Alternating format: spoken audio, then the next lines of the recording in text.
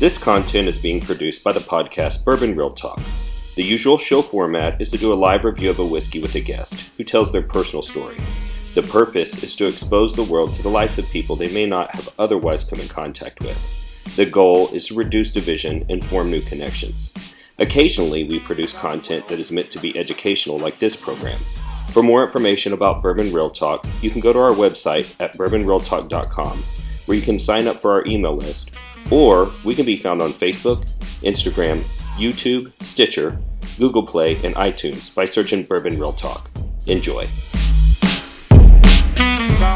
Hey guys, Randy Sullivan here, Bourbon Real Talk. Wanted to do a quick review of a whiskey that we've all been hearing about in Whiskey Club, and that is a Russels Reserve Single Barrel Select, right? So you can go out to Russels Reserve, you can pick an entire barrel for a store or a restaurant, and it is a unique expression of that whiskey.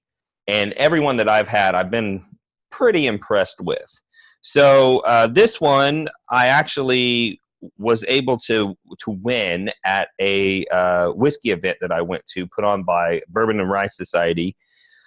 Somebody was able to acquire this bottle, and they offered it up in a drawing for everybody who showed up. So that was kind of cool.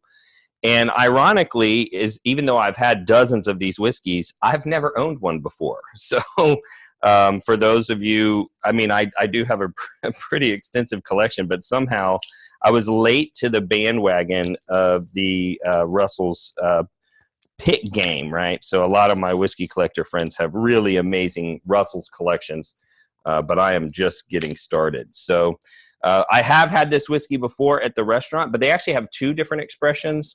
One is Rickhouse CNA, and one is Rickhouse CNF, from what I remember. And this one is from Rickhouse CNA. And there are Russell's experts out there that can tell you exactly what that means. I am not one of them. I just know how to drink the whiskey. So on this one, man.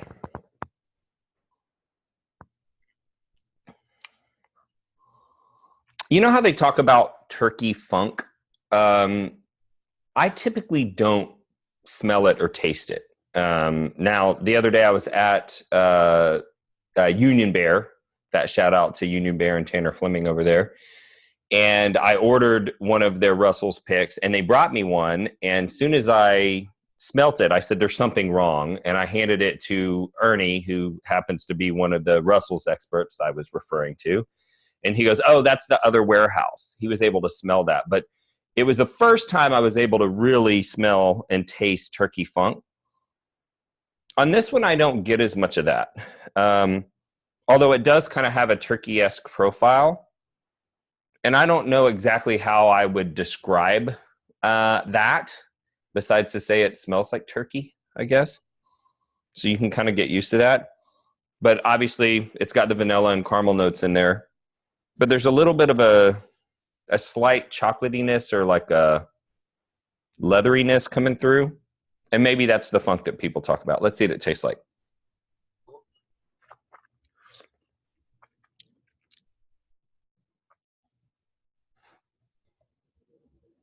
Yeah, that's beautiful, beautiful whiskey. So sometimes when I'm tasting a whiskey, it's hard to put my finger on the flavors that I'm getting, but it just has what I call a bright mouthfeel. Like if you were going to draw some sort of a chart for the intensity of the flavors, this has a high intensity of flavor.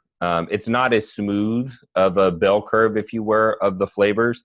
There's some high points on this. And as long as those flavors are flavors that I enjoy, then that will cause me to gravitate towards a whiskey. And several of these that I've had have that component. The one thing that I will say that I get on this, and I'm told that you don't get it on all the different warehouses, but I am getting it on this, is a green apple component. There's a acidic kind of flavor that's coming through. I don't think it's like lime.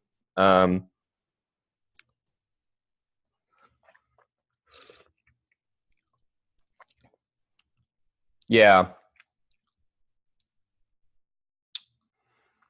There's definitely like a cocoa component to this, like cocoa powder.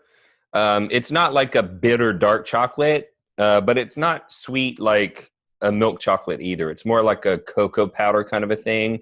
And then there's like a citrusy thing going on in there, maybe green apple, maybe orange. Orange might be a little closer to the citrus component that I'm getting, but definitely a complex whiskey, long finish.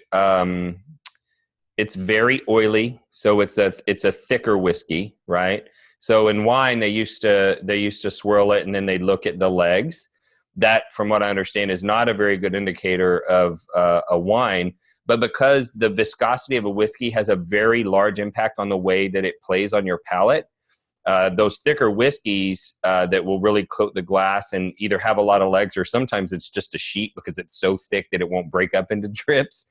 For my palate, those thicker whiskeys coat the tongue, and they're delivering those flavors for a longer period of time on the finish.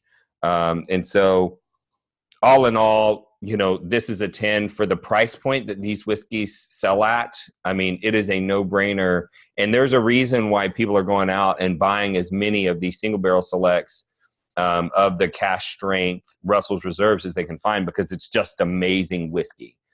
So if you have the opportunity to pick one up, do so. If you have any other show suggestions for me, throw them down in the comments, and I'll talk to you guys soon.